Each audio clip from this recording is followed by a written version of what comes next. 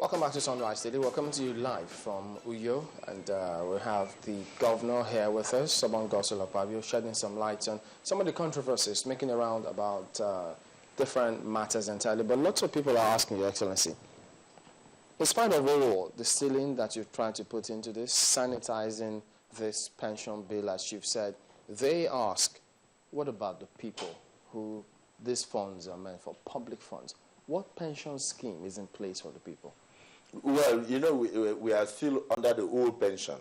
What we noticed in Akwa Ibom was that they have started deductions under the contributory pension scheme without the structure of the contributory pension being put in place. So people were still getting the old gratuity and were still getting their pensions under the old pension law. And that is what is still operating. So we're even having what they call double jeopardy. There were double deductions. We're deducting to pay the current pension as it is now, and we're also deducting towards contributory pension scheme.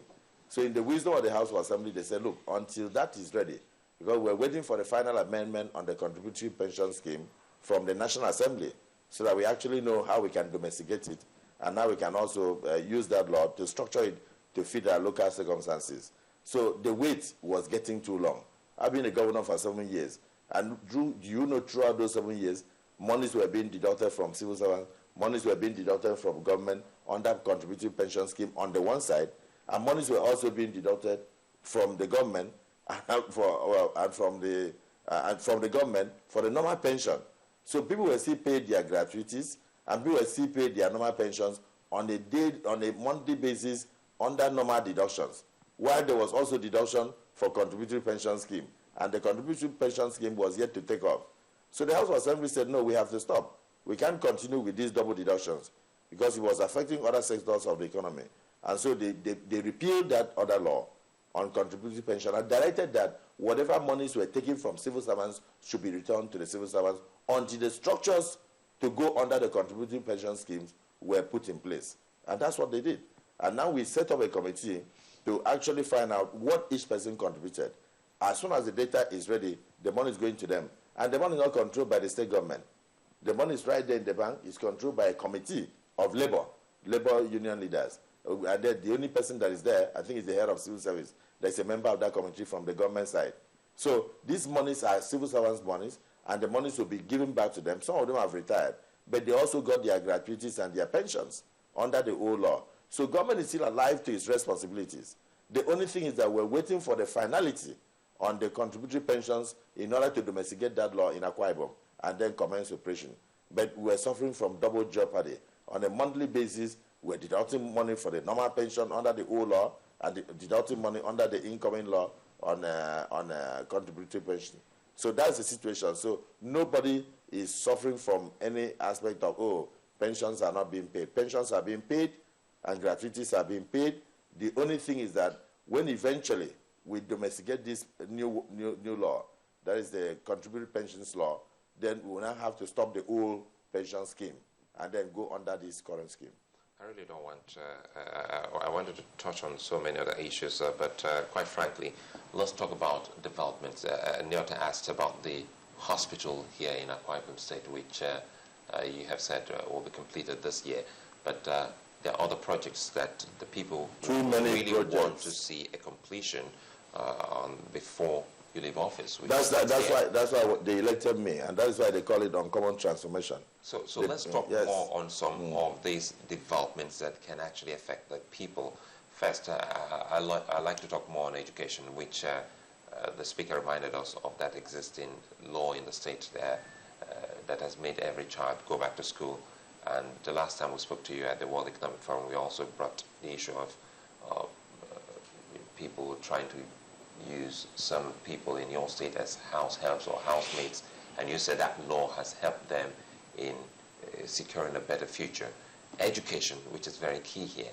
How well have you been able to take it beyond the level which it was a couple of years ago? Because we understand that, well, is a non-fee paying schools that we have in Akwa Ibom as we speak, is it only for the indigenes or for the residents?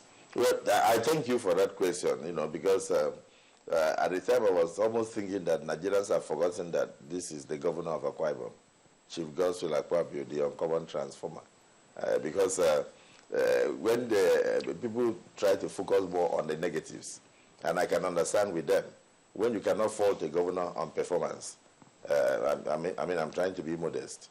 When you can't fault the governor on performance, then you have to look for something negative to throw on him. In the educational sector, I believe God has guided us very well. We took cognizance of the fact that many of our children were serving as houseboys and house helps around the globe. It wasn't only in Nigeria. Some of them in Gabon, some in Ghana, some were taken as far as Sierra Leone and all that. And so we just couldn't go from home to home to educate people that the only way to prepare for a future of the children is for them to have proper education. So what we did was to sign the Child Rights Law, and then we enshrine a provision that makes basic education compulsory. And it's also a criminal offense for a parent not to allow a child of school age to be in school. That's the first thing we did. And so if you don't allow a child of school age to be in school, whether the child is an orphan or whether the child has parents or not, then that means you, the adults, you have committed an offense against the state. And so we now declare free and compulsory education. We are now on the 6th year. And so I hear a lot of states now saying, calling some of their leaders champions of free education. Well, we don't make noise. I wanted to ask how that works. Is it for indigents? It is not for indigents alone, because we open it up to all Nigerian children who are resident here. Within the primary school sector alone, we have 1.9 million children. And you can imagine in a state with a population of less than 5 million, to have 1.9 million children in the basic education level alone, that shows you that you are educating also your neighbors. We are delighted to offer service to Nigerians, because that is what it is. You should show love to one another. So that it is open to all Nigerian children who are resident in Akwa Ibom State and who are going to school in Akwa Ibom State. And so it is free from primary school all the way to senior secondary school level. And we pay the NECO fees, we pay the YA fees. I've done that religiously in the last 6.5 years. I've done that religiously, so that we also brought in an innovation, because the school heads, the headmistress and the school principal may say that I don't have money for logistics. So we are paying 100 Naira per child per term to the school headmaster to provide chalk, to provide broom, and provide logistics for the children. And we are paying 300 Naira per child per term to the school principal to provide logistics for the kids. For instance, if there is a school with generating set and it's a boarding college, and that means the school principal will need to buy diesel and all that. So that's what we are doing. And the government has been doing that and spending hundreds and hundreds of millions in that direction. We try to provide school books and all that. In those days, students heard about reagents. They never saw reagents until the day of examination, doing practicals in their final year of WAEC. But that is not the situation today. We try to equip the labs. We try to provide a lot of things for them to use that can aid them in learning. And most of the schools are also provided with computers, with all sorts of laboratories and equipment. So I'm very passionate about education, because I believe that the difference between the driver and the car seat owner is education. And what really made most of my children to go out there to go and serve as houseboys and housegirls was because of the level of education. So we have brought them back.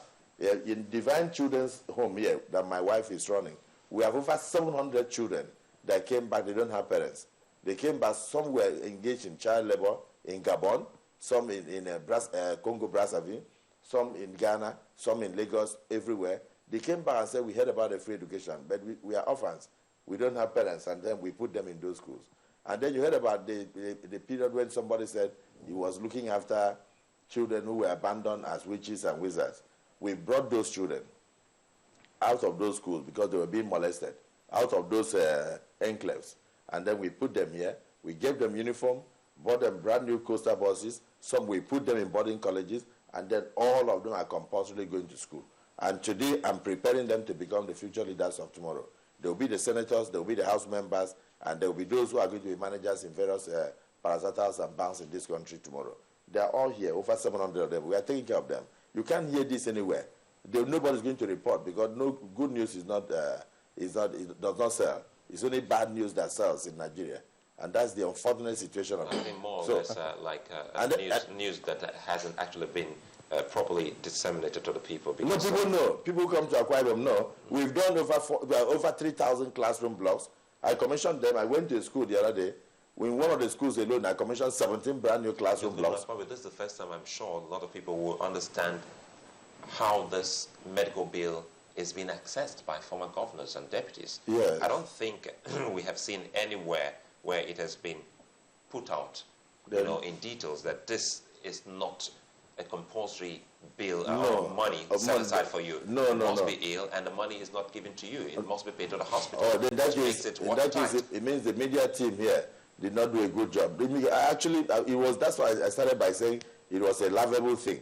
I actually thought it was mischief, because the law says that you have to be a governor or a deputy governor for more than 1 year to benefit from it, unless your tenure was truncated by a military regime or by resignation as a result of health condition.